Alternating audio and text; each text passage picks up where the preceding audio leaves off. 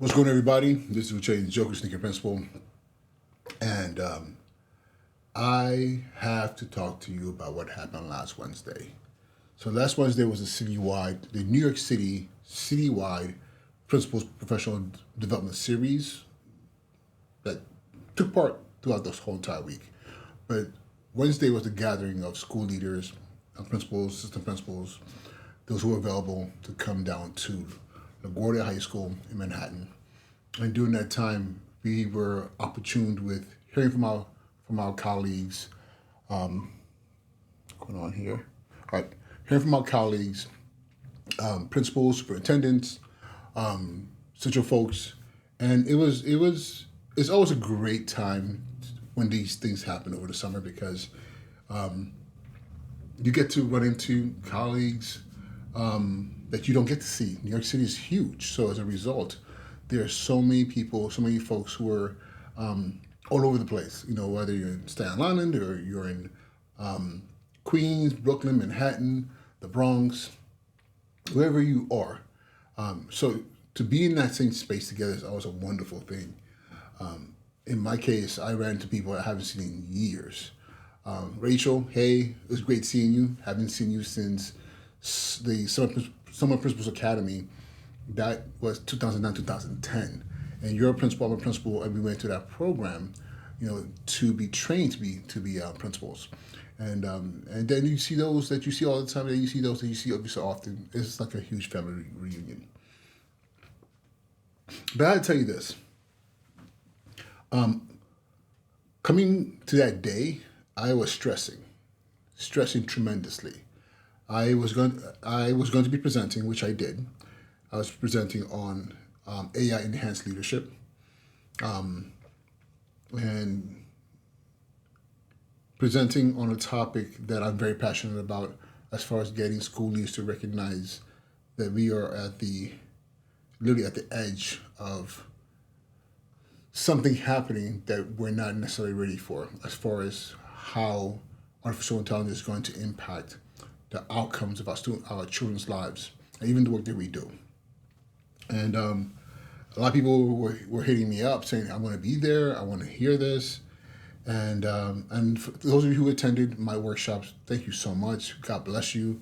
But I was nervous because the funny thing is I've done this presentation very similar to aspiring district leaders. I've done it to higher ed folks. I did it to a room of combination of principals and education adjacent to folks, vendors and people like that, partners at another event. So this would have been my fourth event just this year, within the past few months. But I was nervous. I'll tell you why I was nervous. I was nervous because I was going to be facing my colleagues. The people sitting in that room would be more likely principals, people who are my contemporaries, people that I'm doing this work with right now as far as leading schools. So of course you want it to be good. You want to make sure that what you're saying, the message that you're providing or you're presenting, is one that's powerful, clear. Because I respect the work that my colleagues do, because I do the same work. I know how important it is to not waste people's times. And I told you I had my PowerPoint. Worked really hard on that. Thank you to Dennis for giving me a few pointers months ago on how to sharpen the way I visually present my ideas. So I tweaked that because I was like, okay, this audience is different. This audience is special. And then also making sure that I had the right visual images, videos, to really tell a good story, about the journey of my present school right now. So all those things were very important. And to the point where I got there super early and I set up that room and I was making sure there was a camera that I set to the corner because I wanted to record it just in case. No, I record everything. But the thing is, how else would I know what I did and what I said if I don't sit back down and watch it with all the uncomfortable ums and silences and stumbling of words and all those different things. So I made sure I crossed my teeth out of my eyes. But then what happened was 10:15 turned to 10:30, and 10:30 turned into 10:35. 35, and like, okay, I gotta start because I'm not sure if any of this stuff is gonna be given back. So people just got there late, or maybe they were dismissed from the auditorium late. But by 10:15, I was in the room pretty much by myself. I was there with another presenter who's presenting after me, and a friend of mine who works in the district in Harlem. The three of us in the room, nobody else. Not till well after 10:30. So of course I started presenting, and again I believe the message is very, very important.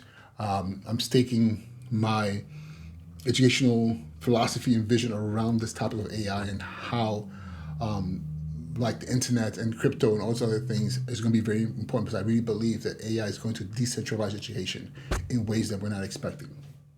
So again, standing there waiting, people finally came to the room. I started, and a 45-minute presentation was truncated into about 20 minutes, and it killed me. Guys, I'll be honest with you, it killed me. I was like, man, this sucks. And my loved ones who were in there, my friends, and those colleagues that I consider family were like, oh, no, it was good. But the thing is this: who wants good when you want great? Who wants, it did the job versus it made true impact? So that bothered me, still bothers me now. But usually after I do my presentations, I'm quick to post and start talking about what happened. I'm still processing, because I really believe that when it comes to topics like this, those who have the real power to make the shift and change are us, the school leaders, those who are on top, those who run our little fiefdoms, our little kingdoms, our little schools, because how we move and what we believe is what everybody else will eventually, follow, lockstep and toe. Like they're gonna follow what you believe, especially if you're putting all the necessary pieces in place to actuate that belief. And to be there and know that that first 45 minutes ended up being 20, and it wasn't even the full breadth of what I wanted to say, what I wanted to present. It sucked. It really did. But again, those of you who were there were saying, no.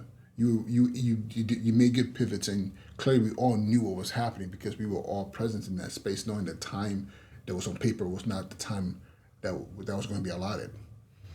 So it happened. And fortunately, there was a second session. And in that second session, I really do believe that what came out of it was so much more impactful. Not to say what happened in the first session wasn't impactful, because I can't speak for those who were in the room. But for me, it was impactful because here I was in the room now where people were asking questions. What do you mean by this? How do I do this? And it wasn't even about the practicality of the applications like ChatGPT or Perplexity or Gemini or Claude. No, it was about how to move in this world as leaders in these spaces. What should we be doing in our schools? How do we get our kids to engage? And that was what I was trying to get at. Especially how do we get ourselves to engage as leaders? Because you can't lead something that you don't know. You can't lead something that you haven't experienced. You don't have to be the best at it. You don't have to be an expert, but you have to have experienced it, so you know what the power that's being wielded in that space. Imagine leading literacy if you can't read, or you never knew what letters or words were. Imagine leading math if you've never seen a math problem. Like the concept of mathematics is so foreign to you, or you're afraid of it. So you have to be exposed to it. But that second session definitely did me well, and what came out of it was amazing. So thank you, Brother Rashid, and those who were in the room who questioned me, because when you question me, you push me to be clearer. And for that, I'm very grateful. So I'm going to post at the tail end of this, separately. I'm going to do separate. I'm going to post a few moments from the presentations, because thankfully I recorded them, and I hope that people share this and really spend time, collectively or alone, to really think about AI and what's happening with artificial intelligence and how this is going to impact our schools, our profession, and especially most of all our children. And in all reality, we don't want to get left behind again. And that's my biggest thing. We do not want to be left behind again, like we were with the tech boom of the internet and crypto and all these other spaces where when the smoke clears, our communities still look the same and still the same when others keep prospering and elevating. All right, y'all. Uche Njoku, Sneaker Principal. Thank you so much for your time and letting me vent. And I'll talk to y'all soon, all right? Be well. Peace.